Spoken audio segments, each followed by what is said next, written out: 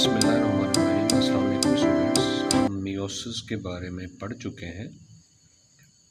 तो meiosis division क्या है, मैं इसका सिंपल आपको एक रिवीजन नोट आपको बता दूं कि मियोसिस में ये पेरेंट सेल है, this is the parent cell,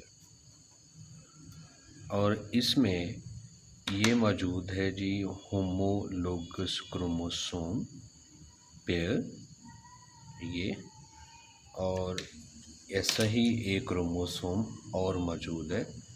तो ये सिमिलर क्रोमोसोम है, होमोलोगस पेयर। और हमारे सेल में, ह्यूमन सेल में, इस तरह के 23 पेयर मौजूद हैं। तो मियोसिस 1 जब होगी, मियोसिस 1, इसको मैं M1 से मेंशन कर रहा हूँ, ये तो 2 सेल बनेंगे, एक ये वाला और एक ये वाला है। अब इन दोनों सेल में क्रोमोसोम की सेग्रीगेशन हो गई। पेयर में से एक क्रोमोसोम इधर आ गया है और एक क्रोमोसोम इधर आ गया है। तो ये जो मियोसिस 1 के दौरान क्रोमोसोम की सेग्रीगेशन हुई है और साथ क्रॉसिंग ओवर भी हुई है, तो इसको हम कहते हैं क्रोमोसोमल डिसजंक्शन या क्रोमोसोमल सेग्रीगेशन।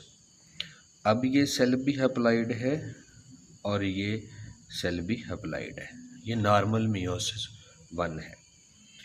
अब इस सेल में फर्दर मियोसिस 2 होगी, मैं इसको M2 से मेंशन कर रहा हूँ, ये। अब इसके भी फर्दर 2 सेल बनेंगे और अब सिस्टर क्रोमैटिड्स एक दूसरे से अलग अलग हो गए हैं और उनको हम इस तरह से मेंशन कर देते हैं, ये और ये। और ये क्रोमैटिड में चूंकि क्रॉसिंग ओवर हुई है तो ये इसको ऐसे शो कर देते हैं। This is an gamete haploid, this is also haploid. चूंकि हम ह्यूमन गैमीट की बात कर रहे हैं तो इसमें भी 23 क्रोमोसोम है, इसमें भी 23 क्रोमोसोम है, और इसमें जब मियोसिस 2 होगी हेयर, तो अगेन सेम प्रोसेस रिपीट होगा दोबारा, और उसी तरह फिर 2 सेल बनेंगे इधर भी और ये एक सेल इधर भी बनेगी। और अब इसमें जब क्रोमोसोम की सेग्रीगेशन होगी, सिस्टर क्रोमैटिड अब सेपरेट होंगे ये, और इधर वाला जो सेपरेट हुआ है इसमें भी चूंकि क्रॉसिंग ओवर हुई थी तो हम इसको ऐसे रिप्रेजेंट करें। तो ये भी एन गैमीट है, ये भी एन गैमीट है, 23 क्रोमोसोम है, 23 क्रोमोसोम है। यानी ये मियोसिस का नॉर्मल प्रोसेस है, मियोसिस का आप देख सकते हैं। और इसमें गैमीट्स जो हैं वो नॉर्मल बने हैं, सारे के सारे गैमीट्स नॉर्मल हैं with haploid number of chromosome, that is 23 chromosome.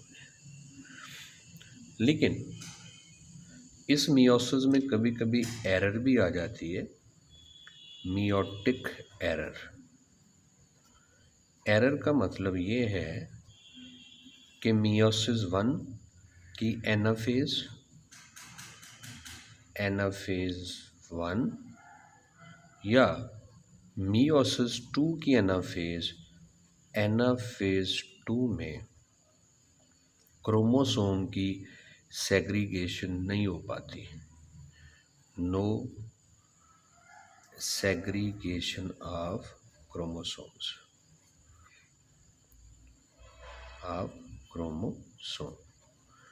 जब ये क्रोमोसोम अलग अलग नहीं हो पाते तो इस एरर को क्रोमोसोमल नॉन डिसजंक्शन कहा जाता है। This is known as chromosomal non disjunction, कि क्रोमोसोम की सही तरह से अलैदगी नहीं हो पाई। अब ये किस लेवल पे अलैदगी नहीं हुई? मियोसिस 1 के दौरान भी ये मसला हो सकता है, मियोसिस 2 के दौरान भी हो सकता है। यानी इस बेस पे हम कहें तो ये मियोसिस 1 पे ये मसला आया तो मियोटिक 1 नॉन डिसजंक्शन कह देंगे, और अगर मियोसिस 2 के एनाफेज में ये मसला आया तो इसको मियोटिक 2 नॉन डिसजंक्शन कह देंगे। तो अगर हम मियोसिस 1 पे समझें कि कोई एबनॉर्मेलिटी आई है तो फिर क्या कंडीशन होगी, मियोसिस 2 पे आई है तो फिर क्या कंडीशन होगी, इसको भी हम एक डायग्राम की शक्ल में एक्सप्लेन करते हैं। तो अब हम मियोसिस 1 को लेके चलते हैं कि इसमें कोई मसला है। आप देख सकते हैं, अब इसको और सिंपल कर लेते हैं। ये होमोलोगस पेयर ऑफ क्रोमोसोम है, पेरेंट सेल है, ये होमोलोगस पेयर ऑफ क्रोमोसोम है। और मियोसिस के 1 में इन दोनों की सेग्रीगेशन होनी चाहिए थी, लेकिन हुआ क्या, हुआ ये है कि इनकी सेग्रीगेशन नहीं हो पाई। अब ये पेड़ पूरे का पूरा एक सेल में चला जाएगा, ये और दूसरा क्रोमोसोम इसका पार्टनर भी इधर ही आ जाएगा, ये। और जो दूसरा सेल है अब उसमें बाकी सारे पेयर मौजूद होंगे, लेकिन ये स्पेसिफिक पेयर ऑफ क्रोमोसोम मौजूद नहीं होगा। सपोज ये क्रोमोसोम का पेयर नंबर 2 है तो ये इस सेल में नहीं होगा, बाकी सारे होंगे। तो अब ये गैमीट जो बना है ये बना है n+1। अब इसमें 23 की बजाय 24 क्रोमोसोम है, और ये वाला जो बना है ये n-1 बना है इसलिए कि अब इसमें 23 की बजाय 22 क्रोमोसोम है। तो नॉन डिसजंक्शन का मतलब ये है कि मियोसिस 1 की लेवल पे ये क्रोमोसोम सेपरेट नहीं हो पाए। अब जब आगे मियोसिस 2 होगी तो जब ये सेल पहले ही एबनॉर्मल है, इसमें क्रोमोसोम नंबर एबनॉर्मल है, तो अब मियोसिस 2 के बाद जो मज़ीद 2 सेल बनेंगे वो अगेन वही वाले होंगे n-1 n-1, यानी 22 क्रोमोसोम 22 क्रोमोसोम। और अगर हम इधर की बात कर लें और इधर अगर मियोसिस 2 होनी है तो वो भी यकीनन एबनॉर्मली होगी। अब वो कैसे एबनॉर्मल होगी, इसमें एक सिंगल फॉर्म में क्रोमोसोम आना चाहिए था, लेकिन आ किस फॉर्म में गया है, डुप्लीकेटेड में। तो ये n+1 है स्टिल, इसमें क्रोमोसोम 24 ही है। और इस सेल में देखें अगर हम, ये गैमीट जो बनेगा इसमें भी सिंगल क्रोमोसोम आना चाहिए था, लेकिन इसमें भी किस फॉर्म में क्रोमोसोम आ रहा है, डुप्लीकेटेड में। तो ये भी n+1 ही है, यानी 24 क्रोमोसोम है।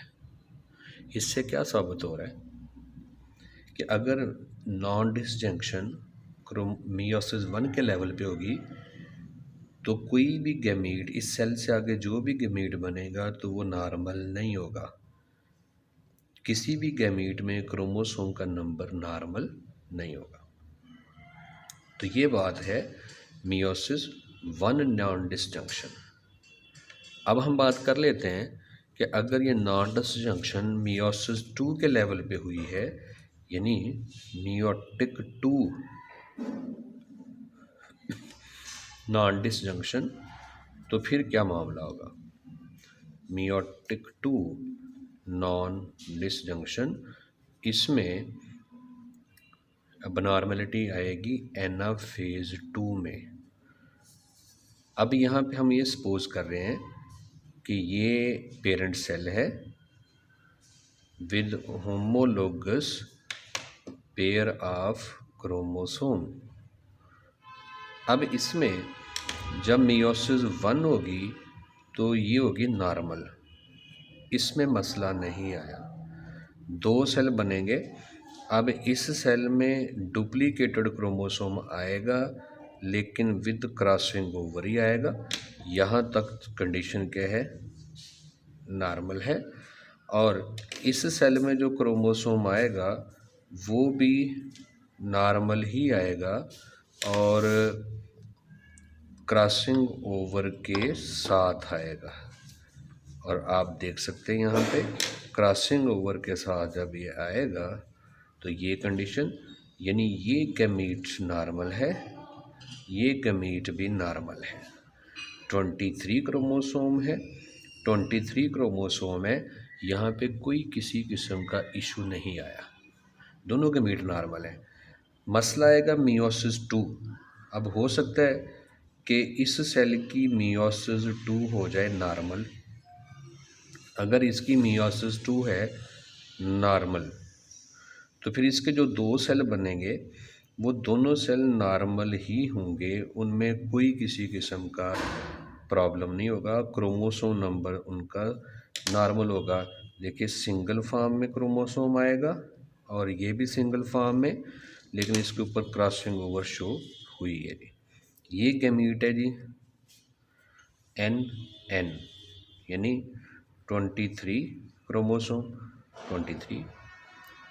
लेकिन इसकी मियोसिस 2 में कोई मसला आया जी, इसकी एनाफेज 2 में हम कह रहे हैं अब नॉर्मेलिटी, इसको मैं रेड कलर से मेंशन कर रहा हूँ कि यहाँ पे कोई मसला आया है। अब सेल इधर दो ही बनेंगे, लेकिन अब पूरे का पूरा डुप्लीकेटेड क्रोमोसोम इसी गैमीट में आ गया है। ये पूरे का पूरा डुप्लीकेटेड क्रोमोसोम इधर ही आ गया, जबकि जो इसके साथ दूसरा सेल बना है उसमें ये स्पेसिफिक क्रोमोसोम मौजूद नहीं है।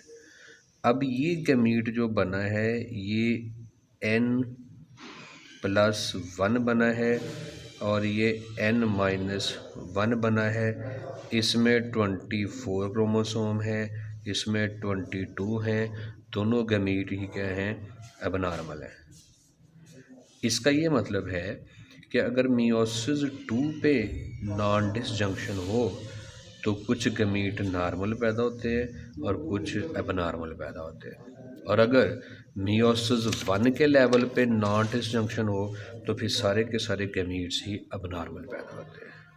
तो ये जो क्रोमोसोम का नॉन डिसजंक्शन हुआ है, इसका नतीजा क्या निकलेगा? नतीजा ये निकलेगा कैसे गैमीट्स पैदा होंगे जिनमें क्रोमोसोम नंबर एबनॉर्मल होगा। Chromosome number abnormal. एबनॉर्मल का मतलब क्या है कि 23 की बजाय क्रोमोसोम 22 हो जाएंगे या फिर 24, और कभी कभी इससे ज़्यादा भी हो सकते हैं। अब जब ये गैमीट एबनॉर्मल है तो गैमीट एबनॉर्मल से जाइगोट जो बनेगा उस जाइगोट में भी क्रोमोसोम नंबर क्या होगा? एबनॉर्मल होगा, एबनॉर्मल नंबर ऑफ क्रोमोसोम। और इस जाइगोट से जो एम्ब्रियो बनेगा उसमें भी डेफिनेटली क्रोमोसोम नंबर क्या होगा? एबनॉर्मल। और इससे जो इंडिविजुअल बनेगा उस इंडिविजुअल के हर सेल में क्रोमोसोम नंबर एबनॉर्मल होगा और ये इंडिविजुअल कुछ डिजीज़ का शिकार होगा क्रोमोसोमल एबनॉर्मेलिटी का। इनको हम कहते हैं सिंड्रोम। अब ये इस सिंड्रोम का शिकार जो अफराद होते हैं, ना सिर्फ वो जिस्मानी फ़िज़िकल तौर पे एबनॉर्मल होते हैं बल्कि वो मेंटली भी एबनॉर्मल होते हैं, बल्कि फिर उनको सोशल प्रॉब्लम भी फेस करने पड़ते हैं। तो ये जो सिंड्रोम है ये फ़िज़िकल डिसऑर्डर भी है, मेंटल भी है, सोशल भी है। फ़िज़िकल और मेंटल की तो समझ आती है कि क्रोमोसोम नंबर जब एबनॉर्मल होगा तो डेफिनेटली फिर फिज़िकली और मेंटली कोई एबनॉर्मेलिटीज़ आएंगी। लेकिन सोशल एबनॉर्मेलिटीज़ को क्यों कहा जाता है कि जिस फैमिली के यहाँ इस तरह के बच्चों की पैदाइश होती है फिर उनको सोशली बहुत सारे प्रॉब्लम का, बहुत सारे मसाइल का सामना करना पड़ता है। ये तो है नतीजा कि अगर क्रोमोसोमल नॉन डिसजंक्शन होगी, क्रोमोसोम सही तरीके से सेपरेट नहीं हो रहे, तो फिर ये सिंड्रोम्स डेवलप होंगे। अब क्वेश्चन ये है कि कौन सा क्रोमोसोम पेयर सही सेपरेट नहीं होगा। अगर हम ह्यूमंस की बात कर रहे हैं तो 46 क्रोमोसोम है, यानी 23 पेयर ऑफ क्रोमोसोम है। इनमें से कौन सा क्रोमोसोम पेयर सही सेग्रीगेट नहीं हो रहा। तो पहले तो देख लीजिएगा कि मैन का, ह्यूमन का नॉर्मल सेल जो है वो क्या है। नॉर्मल में 44 आपके होने चाहिए ऑटोसोमल क्रोमोसोम और 7 होने चाहिए 2 सेक्स क्रोमोसोम। अगर फीमेल है तो XX, ये है जी पेरेंट सेल हम समझ लेते हैं। और ये है 44 ऑटोसोम और एक X और एक Y है, ये है मेल पेरेंट। अब ये है पेरेंटल सेल। अब ऑटोसोम क्रोमोसोम वो होते हैं जिनका जेंडर डिटरमिन करने में, अफराद का सेक्स डिटरमिन करने में कि वो मेल है फीमेल है, इसमें कोई रोल नहीं होता, उनको ऑटोसोम कहते हैं। तो अगर गैमीट्स बनते वक्त, ये दोनों पेरेंट्स के गैमीट्स बनते वक्त अगर इनके ऑटोसोम क्रोमोसोम में से कोई पेयर सेग्रीगेट नहीं हो पाता तो इसको ऑटोसोमल नॉन डिसजंक्शन कहा जाएगा। और अगर ये गैमीट्स बनते वक्त सेक्स क्रोमोसोम में से कोई क्रोमोसोम सही सेग्रीगेट नहीं हो पाता तो इसको सेक्स क्रोमोसोमल नॉन डिसजंक्शन भी कहा जाएगा। Sex chromosomal non disjunction. अब ऑटोसोमल नॉन डिसजंक्शन में फर्दर हमारे पास एग्जांपल्स में शामिल हैं डाउन सिंड्रोम है, डाउन सिंड्रोम। उसके अलावा हमारे पास है पेटाउ सिंड्रोम। इसके अलावा है एडवर्ड सिंड्रोम। ये और सेक्स क्रोमोसोमल नॉन डिसजंक्शन में है हमारे पास क्लाइन फेल्टर सिंड्रोम और टर्नर सिंड्रोम। और फाइनली हमारे पास है मेटा फीमेल सिंड्रोम। और एक और है example, that is Jacobs syndrome. ये अमूमन ये सारे नाम इस बेस पर रखे हैं कि इनको किस फिजिशियन ने पहले डिस्कवर किया था। खैर, पहले हम डाउन सिंड्रोम की बात कर लेते हैं कि डाउन सिंड्रोम जो है ये कैसे डेवलप होता है। जी, ये कोई फीमेल पेरेंट है। अब इसका जो एग डेवलप हुआ है उसमें डेवलपमेंट के दौरान कोई नॉन डिसजंक्शन आई है। वो कैसे आई है कि एक्स क्रोमोसोम में से एक एक्स तो मिलेगा गैमीट के अंदर, क्योंकि एग है ना, तो हैप्लाइड होना है इसको, तो एक्स तो नॉर्मल है। लेकिन ये 22 ऑटोसोम होने चाहिए थे, इसकी जगह ऑटोसोम हो जाते हैं 23। इसका ना एक क्रोमोसोम इसमें एक्स्ट्रा है और वो एक्स्ट्रा है कौन सा क्रोमोसोम नंबर 21 जो है 21st नंबर जो क्रोमोसोम होता है सेल के अंदर, वो सही सेग्रीगेट नहीं हुआ, नॉट सेग्रीगेटेड। तो वो भी इजाफी तौर पे इधर आ गया। अब इस सेल के अंदर 21st क्रोमोसोम की 2 कॉपीज़ हैं जी, जबकि इसके बरक्स ये जो मेल पेरेंट है इससे हम समझते हैं कि इसका गैमीट नॉर्मल ही गैमीट डेवलप हुआ है। स्पर्म में 22 ऑटोसोम है और सपोज कर लेते हैं कि एक वाई क्रोमोसोम भी है, वरना स्पर्म में ये एक्स क्रोमोसोम भी हो सकता है। बहरहाल तो स्पर्म जो है ये नॉर्मल है, हैप्लाइड है, जबकि एग हैप्लाइड की बजाय क्या है जी, N +1 है। 23 ऑटोसोम, एक सेक्स, टोटल 24 क्रोमोसोम है इसमें। जब इनकी फर्टिलाइजेशन होगी ये, तो फर्टिलाइजेशन के बाद जो जाइगोट डेवलप होगा ये, अब इस जाइगोट में ऑटोसोम कितने हो जाएंगे? 45, 44 की बजाय 45 ऑटोसोम हो गए और सेक्स क्रोमोसोम नॉर्मल है। तो ये अगली जनरेशन में मेल बेबी पैदा होगा, लेकिन ये सिंड्रोम का शिकार है मेल बेबी। अब ये प्रॉब्लम सेक्स क्रोमोसोम में नहीं आया, ये प्रॉब्लम आया ऑटोसोम 44 की बजाय 45 है, यानी टोटल क्रोमोसोम 46 होने की बजाय कितने क्रोमोसोम हो गए जी? 47 हो गए। तो एक्स्ट्रा सेक्स क्रोमोसोम नहीं आया जाइगोट में या बेबी के सेल में, एक्स्ट्रा ऑटोसोम हुआ। वो कौन सा ऑटोसोम एक्स्ट्रा है? 21 नंबर वाला। तो एक्चुअली इस सेल के अंदर 21 क्रोमोसोम की 3 कॉपीज़ हैं, 3 कॉपीज़ ऑफ 21 क्रोमोसोम। तो फिर इस कंडीशन को हम नाम देते हैं ट्राइसोमी 21। अब 3 कॉपीज़ क्यों हैं? वैसे भी नॉर्मली जाइगोट के अंदर हर क्रोमोसोम की 2 कॉपी होती हैं, एक फादर की तरफ से एक मदर की तरफ से। लेकिन चूंकि यहाँ पे मदर की तरफ से 21 क्रोमोसोम 2 डोनेट किए जा रहे हैं, एबनॉर्मेलिटी है, फादर की तरफ से एक आ रहा है, तो टोटल 21 क्रोमोसोम कितने हो गए? 3 कॉपीज़ हो गई। तो इस कंडीशन को हम नाम देते हैं डाउन सिंड्रोम। अब जो बच्चे इस सिंड्रोम का शिकार होते हैं वो मेल बेबी भी हो सकते हैं, वो फीमेल बेबीज़ भी हो सकते हैं, क्योंकि प्रॉब्लम सेक्स क्रोमोसोम की सेग्रीगेशन में नहीं आया, ऑटोसोम में आया। और ऑटोसोम दोनों जेंडर में एक जैसे क्रोमोसोम होते हैं, इसका शिकार बच्चे मेल भी हो सकते हैं, फीमेल भी हो सकते हैं।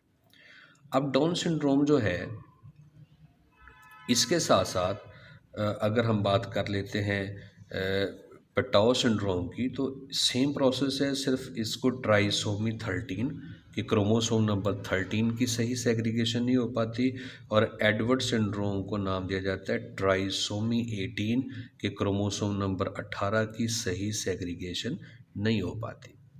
तो है तीनों ही ऑटोसोमल नॉन डिसजंक्शन। अब हम बात कर लेते हैं सेक्स क्रोमोसोमल नॉन डिसजंक्शन को। इसको अब मैं रेड कलर से मेंशन करूंगा ये, ताकि इसके साथ ये मिक्सअप ना हो। अब सेक्स क्रोमोसोमल नॉन डिसजंक्शन में हमारे पास पहली एग्जांपल है जी क्लाइनफेल्टर सिंड्रोम। तो अब आप ये देखें, जो मेल पेरेंट है उसमें हर सेल के अंदर 44 ऑटोसोम है और एक एक्स और एक वाई है, जबकि फीमेल पेरेंट में 44 ऑटोसोम है और 2 एक्स क्रोमोसोम है। ये फीमेल पेरेंट है। और अगर गैमीट्स बनते हुए नॉन डिसजंक्शन हो जाए, और इस तरह से नॉन डिसजंक्शन हो कि स्पर्म के अंदर दोनों ही क्रोमोसोम आ जाएं, 22 ऑटोसोम तो आएंगे ही, लेकिन इधर आ जाएं, चले सपोज हम कहते हैं जी इधर वाई क्रोमोसोम आ गए, चलें इसको नॉर्मल शो कर देते हैं, स्पर्म नॉर्मल डेवलप हो रहा है। लेकिन अगर इधर जो फीमेल पेरेंट है उसका एग बनते हुए नॉन डिसजंक्शन हो जाए, स्पर्म बनते हुए नॉन डिसजंक्शन नहीं हुई, एग बनते हुए नॉन डिसजंक्शन हो गई, तो ऑटोसोम तो 22 आएंगे क्योंकि गैमीट है, क्रोमोसोम नंबर हाफ हो रहा है, लेकिन एक्स क्रोमोसोम की नॉन डिसजंक्शन हो गई। अब जाइगोट जब बनेगा तो अब इस जाइगोट में कंडीशन क्या हो जाएगी? अब इस कंडीशन हो जाएगी कि ऑटोसोम का नंबर तो होगा सेम, ये मसला आएगा एक्स क्रोमोसोम की तादाद डबल हो गई। ये अब वाई क्रोमोसोम की वजह से बेबी तो मेल पैदा होगा, लेकिन इसमें एक्स क्रोमोसोम 2 होने की वजह से बहुत सारे फीचर फीमेल वाले आ जाएंगे। अब वो फीमेल वाले फीचर क्या क्या हो सकते हैं? जैसे होंगे मेल, लेकिन एक एज पे जाके इनके एनलार्ज ब्रेस्ट डेवलप हो जाएंगे, इनके एनलार्ज ब्रेस्ट डेवलप हो जाएंगे। इसके अलावा इनमें जो टेस्टिस होंगे वो अब स्मॉल होंगे, मेल का करैक्टर भी जो है वो डिस्टर्ब हुआ। उसके अलावा जो इनके सेकेंडरी सेक्स करैक्टर हैं वो भी एबनॉर्मल होंगे, सेकेंडरी सेक्स करैक्टर भी सही नहीं होंगे, यानी फेशियल हेयर, दाढ़ी मूंछ जो निकलती है, बाल निकलते हैं, उनमें भी एबनॉर्मेलिटी होगी। तो ये है कि क्लाइनफेल्टर सिंड्रोम। अब ये कंडीशन जो है ये भी सिंड्रोम सेक्स सिंड्रोम है, क्योंकि इसमें ऑटोसोमल क्रोमोसोम में एबनॉर्मेलिटी नहीं आई, बल्कि इसमें आ रही है किसमें एबनॉर्मेलिटी, सेक्स क्रोमोसोम में आ रही है। इस चीज़ का आपने ये नाम रखा है। अब हम बात कर लेते हैं इससे रिलेटेड एक और, दैट इज़ टर्नर सिंड्रोम। मैं इसको भी रेड कलर में इधर मेंशन करने लगा हूँ, इस स्पेस में इसको मेंशन करते हैं टर्नर सिंड्रोम में। इसमें क्या होता है, ये मेल पेरेंट है, 44 ऑटोसोम है, एक एक्स और एक वाई क्रोमोसोम है। ये फीमेल पेरेंट है, 44 ऑटोसोम है और 2 एक्स क्रोमोसोम है। एग जब बनेगा तो इधर हम कहते हैं कि स्पर्म नॉर्मल डेवलप हुआ है, यानी 22 ऑटोसोम है और एक एक्स क्रोमोसोम है। लेकिन जो एग डेवलप होना था, एग में कोई अबनॉर्मेलिटी आई है, क्रोमोसोम की नॉन डिसजंक्शन हुई है और ऑटोसोम तो 22 ही हैं, लेकिन सेक्स क्रोमोसोम में से इसमें कोई भी नहीं है। अब जब सेक्स क्रोमोसोम में से इधर कोई भी नहीं, तो फर्टिलाइजेशन के बाद जो जाइगोट होगा, उस जाइगोट में 44 ऑटोसोम नॉर्मल, लेकिन एक एक्स क्रोमोसोम मिस होगा। तो ये इस कंडीशन के साथ फीमेल बेबीज़ पैदा होंगे, लेकिन ये पूरी तरह फीमेल करैक्टर वाली नहीं है। क्यों कि एक तो इनकी हाइट बड़ी शॉर्ट होगी, दूसरी नेक इनकी बड़ी छोटी रह जाएगी, और सबसे अहम बात यह है कि इनमें ओवरीज प्रेजेंट नहीं होगी, यानी फिर ये स्टीराइल फीमेल्स होती है। इसी तरह अगर हम बात कर लें मेटा फीमेल्स की, तो ये भी सेक्स क्रोमोसोमल नॉन डिसजंक्शन है। अब मेटा फीमेल में ये कंडीशन होती है, ऑटोसोम तो 44 हैं, लेकिन एक्स क्रोमोसोम 3 हो जाते हैं या कभी कभी 4 भी हो जाते हैं, ये भी एबनॉर्मेलिटी है। और जैकब सिंड्रोम में ये एक्चुअली मेल का प्रॉब्लम है कि इसमें 44 ऑटोसोम के साथ एक वाई क्रोमोसोम एक्स्ट्रा हो जाता है। तो इस सारी डिस्कशन से अंदाज़ा ये हो रहा है कि सिंड्रोम सिर्फ किस बेस पे डेवलप हो रहे हैं कि कौन से क्रोमोसोम मियोसिस के दौरान सही सेग्रीगेट नहीं कर पा रहे। That's all about chromosomal non disjunction.